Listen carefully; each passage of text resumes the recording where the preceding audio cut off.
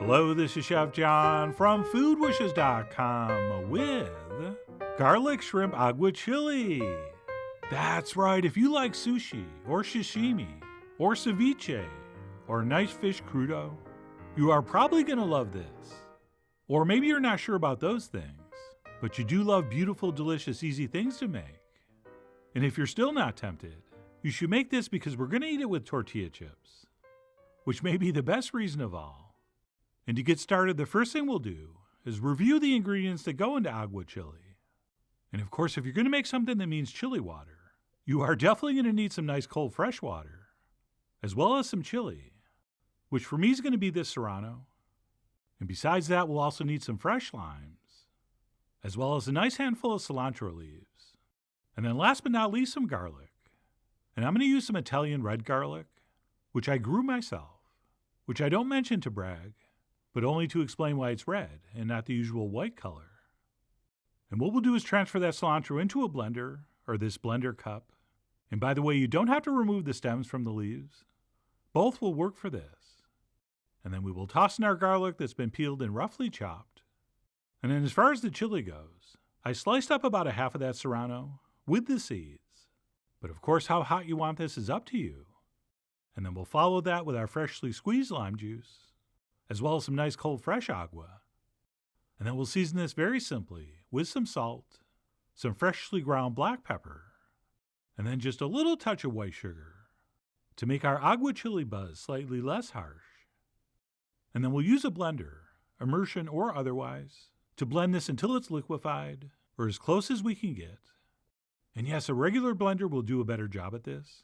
But if I'm just doing a small batch, which is 4 portions, the stick blender will do just fine. And that's it. Once this is blended, what we'll do is wrap it up and pop it in the fridge until we need it. And while that's chilling, we can go ahead and prep whatever else we're going to put in our aguachile. And if that includes some thinly sliced red onions, what I like to do after I slice them is transfer them into some cold water. And I'll just keep those in the fridge like this and then drain them when I need them. And that really takes a lot of heat out of the onions and makes them a little more mild, which I think works great for a dish like this. And then besides the onions, the other traditional ingredient would be some cucumber, which I usually don't peel, but in every single aguachile I've ever had, the cucumbers have always been peeled. So I will honor that tradition and peel these before I cut them in half, and then slice across every 1/4 to a 1/2 inch or so. And then besides prepping the onions and cucumber, we are definitely going to need to prep our shrimp. And what we'll need is some very high quality, peeled and deveined raw shrimp. Okay, cooked shrimp will not work. And if you're using pretty big shrimp like I am, I like to take my knife and slice them across like this in half, with the blade parallel to the cutting board, which I think is going to give us a great size and shape for this dish. And please go slow and don't cut yourself. And by the way, if you're using small shrimp, you don't really need to cut them at all. But either way, make sure they've been perfectly peeled and very thoughtfully deveined. All right, I'm not one of these people who usually freaks out if they see a little bit of that digestive tract, but many people are, so check carefully. And then once our raw shrimp is prepped, we'll transfer that into a bowl, and we will add our drained red onions and our beautiful peeled cucumber pieces. And then we'll grab our aguachile, and we'll give that a quick stir for no apparent reason.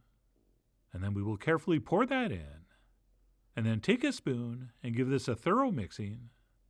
But we are not just mixing. We are a mixin' and a pressin'.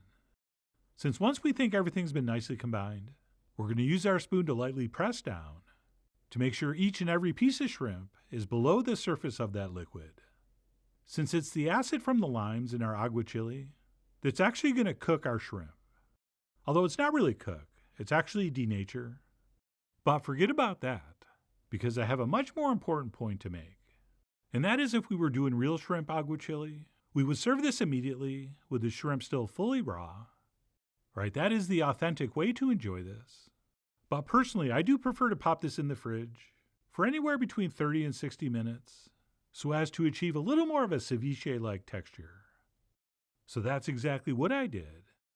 And about an hour later, mine looked like this. And we will cover the texture and taste momentarily. But for now, what we'll do is transfer this into a serving bowl. that I chilled in the freezer, since we definitely want everything to stay nice and cold.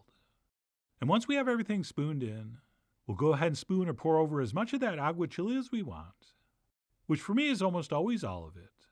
Right, that beautiful liquid is probably my favorite part of this, and I am more than happy to just eat that with a spoon.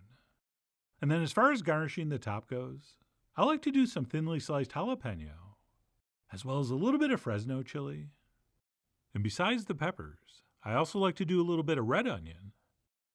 And at this point I have to confess, we are not using what is the most authentic pepper on this, which would be some chiltepin peppers, but they are not easy to find, so I'm just going with fresh chilies.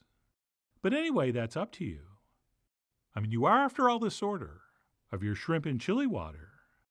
And the last thing I'm going to sort is how to finish this, which is with a little bit of cilantro. And that's it. What I'm calling garlic shrimp aguachile was ready to enjoy, which I'm going to do with some corn tortilla chips and some nice sweet cold cherry tomatoes to possibly help cool the burn.